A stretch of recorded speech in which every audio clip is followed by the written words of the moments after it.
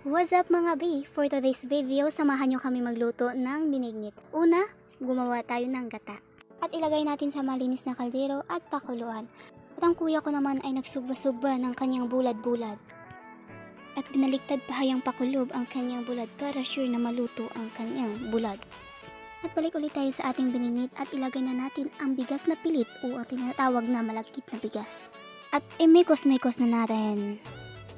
At dito na naman tayo sa isa ko pang kuya na nagbabalat ng kaniyang pipino. At hiniwa na niya ang kamatis. At ilagay sa lagayan. At natapos na din ang mga sahog para sa ating kilawin. Dito na naman tayo kay ate na nag-asikaso ng mga sahog para sa ating binignit. Balik ulit tayo mga B sa ating pinakulo ang gata at imikos-mikos muna natin mga B para hindi manigas ang bigas. At ilagay na natin mga B ang mga pinagsamang sahog ng ating binignit. At imikos-mikos na natin. At ang ating banana saging ay naiwan sa mesa, kaya iabot natin ito kay ate. At ihalo na natin ating banana saging sa ating binignit. At imikos-mikos na naman natin. Ang sunod natin ilagay ay ang sago.